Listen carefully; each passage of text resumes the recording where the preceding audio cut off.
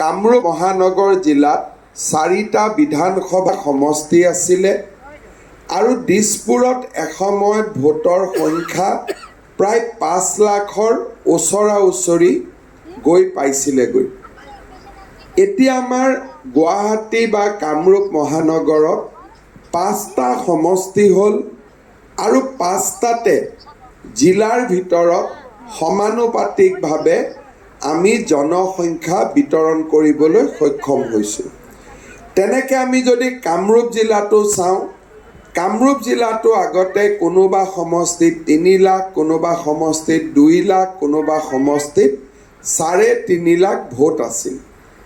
নিৰ্বাচনী আয়োগে জিলাখনৰ ভিতৰত প্ৰতিটো সমষ্টিকে এতিয়া সমান সমান ভোটৰ 10% ভেৰিয়েশ্যন লৈ সমান সমান ভোটৰ একোটা সমষ্টি গঢ়ি তুলিছে।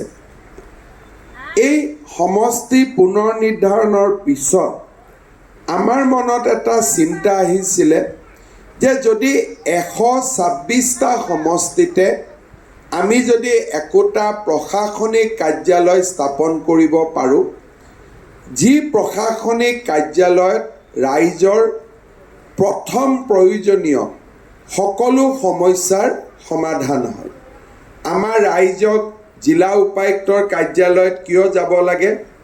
আমি বিভিন্ন সময়ত NOCৰ বাবে যাব লাগে, কাষ্ট চাৰ্টিফিকেটৰ কাৰণে যাব লাগে, হেৰিডেটৰী উত্তৰাধিকাৰী চাৰ্টিফিকেটৰ কাৰণে যাব লাগে আৰু মাটিৰ খাজানা আদিৰ ক্ষেত্ৰতো বিভিন্ন সমস্যা হ'লে আমি জিলা উপায়ুক্তৰ কাৰ্যালয়ত যাব লাগে।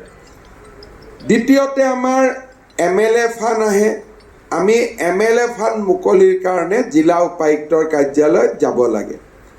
আমাৰ MP ফাণ্ড আহে, MP ফাণ্ডৰ গুৱাহাটী লোকসভা সমষ্টিৰ সন্মানীয় সাংসদ বিজুলী কলিতা মেধি ডাঙৰীয়ানী, গুৱাহাটী পৌৰ নিগমৰ মেয়ৰ মৃগেন শৰণীয়া ডাঙৰীয়া, সাধাৰণ প্ৰশাসন বিভাগৰ আয়ুক্ত সচিব শ্ৰী MS মণিবন্ধন ডাঙৰীয়া, গুৱাহাটীৰ পুলিচ আয়ুক্ত শ্ৰী দিগন্ত বৰা ডাঙৰীয়া, জিলা আয়ুক্ত শ্ৰী সমিত চাটাৱন ডাঙৰীয়া, গুৱাহাটী পৌৰ নিগম আৰু উত্তৰ গুৱাহাটী পৌৰসভাৰ পাৰিষদসকল, আজিৰ সভাত উপস্থিত শ্ৰদ্ধাৰ ৰাইজ, আইসকল আৰু যুৱক যুৱতী বন্ধু বান্ধৱীসকল, প্ৰশাসন ব্যৱস্থাক ৰাইজৰ অধিক ওচৰ চপাই নিয়াৰ ক্ষেত্ৰত আজি এটা